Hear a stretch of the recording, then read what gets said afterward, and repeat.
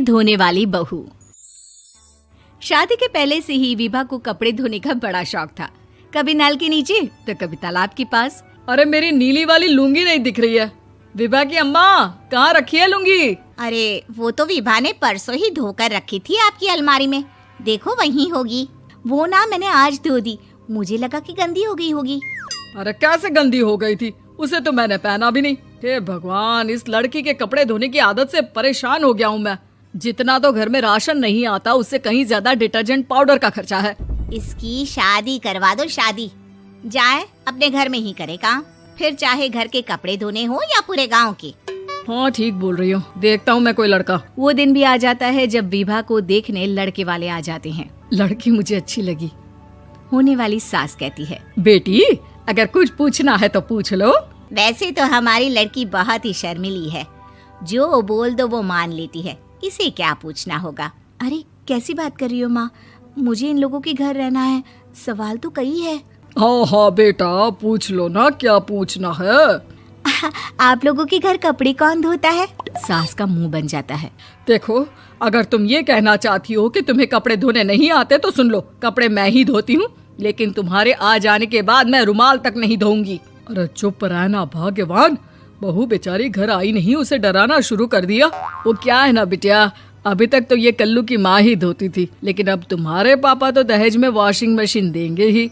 तभी विभा की माँ बोल पड़ती है, सवाल भी पूछा तो क्या। वैसे भाई साहब, मशीन की तो फिर भी कपड़े धोने की कैपेसिटी होती है। मतलब जो बिटिया दे रहे हैं ना विभा, इसे कपड़े धोने का बहुत शौक है। ये आप लोगों के क्या, आस पड़ोस गांव मोहल्ले सबके कपड़े धो दे और उफ तक ना करे।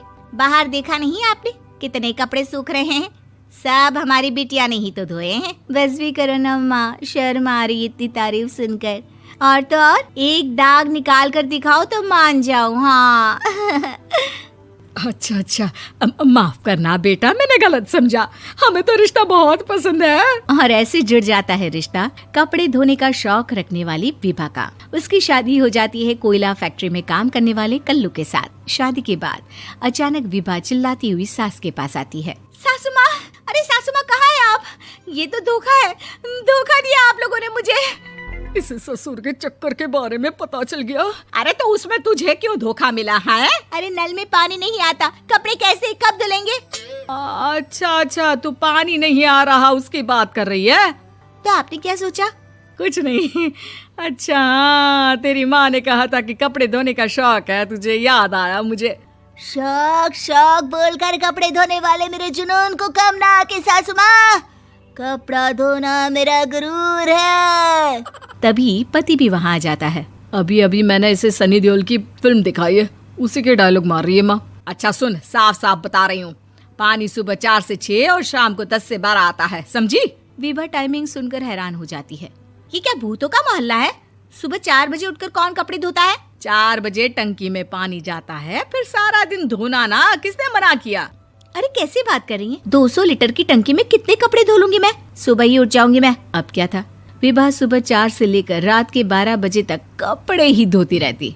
एक रोज सास पड़ोस से निकलकर कहीं जा रही होती है कि साथ वाली कहती है, हाँ कल्लू की माँ, जरा ये बताओ कि 2 साड़ी है, 2 ब्लाउज और एक पेटीकोट और एक नाड़े वाला लंबा कच्छा। हाँ तो? अरे तो क्या, कितना लोगी धुलाई ये बताओ। धोबन दिख रहे हैं हम क्या? हमारे पति सरकारी नौकरी से अभी अभी रिटायर हुए हैं और बेटा सुपरवाइजर है कोयला फैक्ट्री में। धोबन समझ रखा है हमें? हाय रे कल्लू की अम्मा, माफ कर दो, वो तो मोहल्ले में यही सब बता रहे थे कि तुमने बहू को कपड़ा धुलवाने के काम में लगा दिया है। सास को पड़ोसन की बात सुनकर गुस्सा आ जाता है। वो घर पहुंचती है जहां घर के बाहर ही इतने सारे कपड़े सूख रहे होते हैं जितने कि किसी धोबन के घर पर। अरे ओ कल्लू की दुल्हन, बाहर निकल। माँ जी यहीं आ जाओ, बाथरूम में चादर धो रहे हैं हम। अरे अभी हम धोते हैं, तुमको बाहर निकलो। ये आस पड़ोस वाले बोल रहे हैं कि हम बहू से कपड़े धुलवा धुलवा कर उसे कपड़ा धोने वाली बना दिए हैं। अरे छोड़ो ना माँ जी, किन लोगों की बातों में आती हो? आस पास के लोगों का तो काम ही होता है कि वो किसी तरह सास बहू को लड़ा दे। बहू सारे घर के कपड़े धोती है, ये क्या कम है? बोलिए। सास को भी लग जाता है कि वो बहू का ये सनकीपन नहीं छुड़वा सकती, इससे अच्छा है कि खुद ही चुप हो जाए। एक रोज सास और बहू मंदिर जाते हैं, जहाँ सास की साड़ी वहाँ खड़ी भीख मांगने वाली से मिलती है। माँ जी क्या बात है, आपकी साड़ी उस भिखारन से कितनी मिल रही है ना? हाँ हाँ देखो तो, दोनों की साड़ी मिल रही है। क्या बात है कल्लू की अम्मा, तुम खुद को तो अफसर की बीवी बताती हो और ऐसी सिंपल सी प्लेन साड़ी पहनकर घूमती हो। सिंपल और प्लेन नहीं है ये साड़ी। तो क्या सोने के धागे से फूल बने हैं? कुछ भी सासू माँ, कुछ भी। हाँ बने थे इस साड़ी में सोने के धागे से फूल। मेरे पति लेकर आए थे मद्रास से स्पेशली मेरे लिए 10,000 की। ताहे भाई साहब इस भिखारन के लिए भी सेम टू सेम साड़ी लेकर आए होंगे 10,000 की। सास उस वक्त तो कुछ नहीं कहती, लेकिन बहू के साथ घर आती है और अलमारी से एल्बम निकाल कर लाती है। ये साड़ी देख रही है, ये वही साड़ी है जिसे मैंने अभी पहना था। इस साड़ी में ये जो चमकदार फूल दिख रहे हैं ना, ये सोने के धागों से काढ़े गए हैं। लेकिन तू लोकल वॉशिंग मशीन ब्रश से घिस घिस कर सारे फूलों को निकाल कर साड़ी प्लेन कर दी। मुझे माफ कर दीजिए सासू माँ। और तो और, जब मैंने तुझे तेरी गलती के लिए कुछ नहीं कहा, लेकिन तूने तो सबके सामने मेरा मजाक ही बना दिया। क्यों? बहू को समझ में आ जाता है कि अब से उसका कपड़े धोना बंद।